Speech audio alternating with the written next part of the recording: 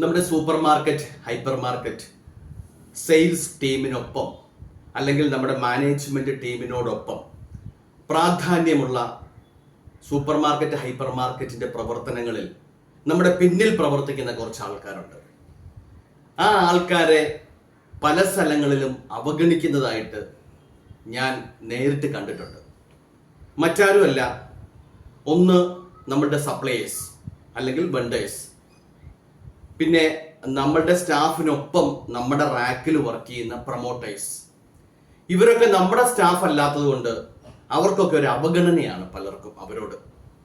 ഇപ്പോൾ ഒരു ഓർഡർ എടുക്കാൻ വേണ്ടി ഒരു എക്സിക്യൂട്ടീവ് ഒരു പർച്ചേസറിന്റെ റൂമിൽ വന്നാൽ അല്ലെ പർച്ചേസിന്റെ മുമ്പിൽ വന്നാൽ എത്ര നേരം നിൽക്കേണ്ടി വരും? അവർക്കൊരു ചെയർ കൊടുക്കാത്ത എത്രയോ സ്ഥലങ്ങളുണ്ട്, ഒന്ന് വെയിറ്റ് ചെയ്യാൻ പറയാത്ത എത്രയോ സ്ഥലങ്ങളുണ്ട്. ഇത് ആർക്ക് വേണ്ടിയാണ് അവർ സപ്ലൈ ചെയ്യുന്നത്? നമ്മളൊന്ന് ചിന്തിക്കണം. ഇത് ആർക്ക് വേണ്ടിയാണ് അവർ സപ്ലൈ ചെയ്യുന്നത്? നമ്മുടെ സൂപ്പർ മാർക്കറ്റ് അല്ലെങ്കിൽ നമ്മുടെ ഹൈപ്പർ മാർക്കറ്റ് നന്നായിട്ട് പോകാൻ നമ്മൾ കസ്റ്റമേഴ്സിന് കൊടുക്കുന്ന ഓഫറുകൾ, 50% ഓഫർ, 1+1 ഓഫർ, അങ്ങനെ ധാരാളം ഓഫറുകൾ നമ്മൾ കൊടുക്കുന്നു. ഈ ഓഫറുകൾ നമുക്ക് എത്തിച്ചു തരുന്നത് ആരാണ്? പലരും ചിന്തിക്കാതെ പോകുന്നൊരു വിഷയമാണ്. നമ്മളുടെ സപ്ലയേഴ്സിനെയും നമ്മളുടെ പ്രൊമോട്ടേഴ്സിനെയും നമ്മളുടെ സ്റ്റാഫിന് കൊടുക്കുന്ന അതേ വാല്യൂ ഇവർക്കൂടെ കൊടുത്ത് ഇവരെ പരിഗണിക്കണം. ഒരു കാരണവശാലും ഇവരെ അവഗണിക്കരുത്. അപ്പം ഇവര് നമ്മോടൊപ്പം നിൽക്കുകയും നമ്മളുടെ വളർച്ചയിൽ ഇവർ പങ്കാളികളാകുകയും ചെയ്യുമ്പോഴാണ് നമ്മുടെ സൂപ്പർ മാർക്കറ്റ് ഒരു വിജയത്തിലേക്ക് പോകുന്നത്. ഒരു സപ്ലയറുടെ അല്ലെങ്കിൽ ഒരു വെണ്ടറുടെ ഒരു വണ്ടി വന്നിട്ട് മണിക്കൂറുകളോളം വെയിറ്റ് ചെയ്ത് കിടക്കേണ്ട അവസ്ഥ ഏതൊക്കെ സൂപ്പർ മാർക്കറ്റിൽ എത്ര പ്രാവശ്യം വന്നിട്ടുണ്ട്.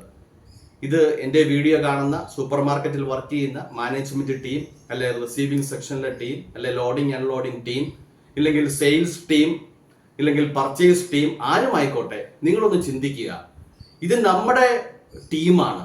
നമ്മളെ ഡയറക്റ്റ് ആയിട്ട് നമ്മൾക്ക് ഇവരുടെ സേവനം കിട്ടുന്നില്ലെങ്കിലും ഇൻഡയറക്റ്റ് ആയിട്ട് ഇവര് നമ്മുടെ ടീമായിട്ട് ഇവരെ പരിഗണിച്ച് നമ്മോടൊപ്പം നിർത്തി ഇവരെ മുമ്പോട്ട് കൊണ്ടുപോയില്ലെങ്കിൽ നമ്മുടെ സൂപ്പർ മാർക്കറ്റ് ഒരിക്കലും വിജയിക്കുകയില്ല. അല്ലെങ്കിൽ നമ്മുടെ ഹൈപ്പർ മാർക്കറ്റ് നമ്മൾ വിചാരിക്കുന്ന ലക്ഷ്യത്തിലേക്ക് എത്തില്ല. തീർച്ചയായിട്ടും ഇവരെ നമ്മോടൊപ്പം നിർത്തണം. ഇവരെ അവഗണിക്കരുത്, ഒരു കാരണവശാലും അവഗണിക്കരുത്. ചില ഓഫീസിലൊക്കെ ചെന്ന് കഴിഞ്ഞാൽ മണിക്കൂറുകളോളം നിന്ന് ഓർഡർ എടുക്കുന്ന എത്രയോ സ്റ്റാഫിനെ ഞാൻ നേരിട്ട് കണ്ടിട്ടുണ്ട്. ഇപ്പൊ ഞാൻ തുടങ്ങിയ സൂപ്പർ മാർക്കറ്റുകൾ, ഞാൻ വർക്ക് ചെയ്ത സൂപ്പർ മാർക്കറ്റുകൾ, ഇവിടങ്ങളിലൊക്കെ കണ്ടുകൊണ്ടിരിക്കുന്ന ഒരു കാര്യമാണ് ഇവരെ അവഗണിക്കുന്നത്. ഒരു കാരണവശാലും ഇവരെ അവഗണിക്കരുത്. വീണ്ടും ഞാൻ എടുത്തു പറയുകയാണ്, ഡയറക്റ്റ് ആയിട്ട് നമ്മുടെ സെയിലിൽ ഇവർ പങ്കാളികളല്ലെങ്കിലും ഇൻഡയറക്റ്റ് ആയിട്ട് ഇവര് നമ്മുടെ സ്റ്റാഫിനൊപ്പം നിൽക്കേണ്ട ആൾക്കാരാണ്. ഇവരെ ഒപ്പം തന്നെ നിർത്തുക. ഒപ്പം നിർത്തി അവർക്ക് വേണ്ട എല്ലാ സൗകര്യങ്ങളും നമ്മൾ ചെയ്തു കൊടുക്കുക. ചില വാഹനങ്ങൾ 5 മണിക്ക് ശേഷം വന്നാൽ അല്ലെ 6 മണിക്ക് ശേഷം വന്നാൽ നമ്മൾ ഇറക്കാൻ പറ്റില്ല.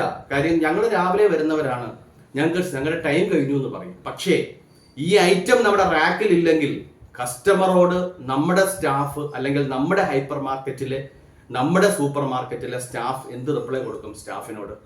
കസ്റ്റമറോട് എന്ത് പറയും? ഐറ്റം ഇല്ല എന്ന് പറയണോ? അല്ലെങ്കിൽ ഐറ്റം വന്നില്ല എന്ന് പറയണോ? അല്ലെ ഐറ്റം വരുമെന്ന് പറയണോ? നമുക്കൊരു ആൻസർ കൊടുക്കാൻ പറ്റില്ല.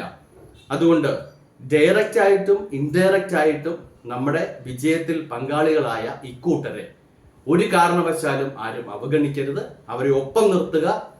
അവരുടെ വിജയവും നമ്മുടെ വിജയവും നമ്മുടെ കസ്റ്റമേഴ്സിന്റെ കയ്യിലാണ് ഇരിക്കുന്നത്. മാക്സിമം കസ്റ്റമർ സർവീസ് നമ്മൾ നമ്മുടെ കസ്റ്റമേഴ്സിന് കൊടുക്കുന്നുണ്ടെങ്കിൽ അതിൽ കൂടുതൽ ബഹുമാനം നമ്മുടെ പ്രൊമോട്ടേഴ്സിനും നമ്മുടെ സപ്ലയേഴ്സിനും അല്ലെ വെണ്ടേഴ്സിനും നിങ്ങൾ കൊടുക്കുക. തീർച്ചയായിട്ടും വിജയം നമ്മോടൊപ്പമായിരിക്കും. Thank you.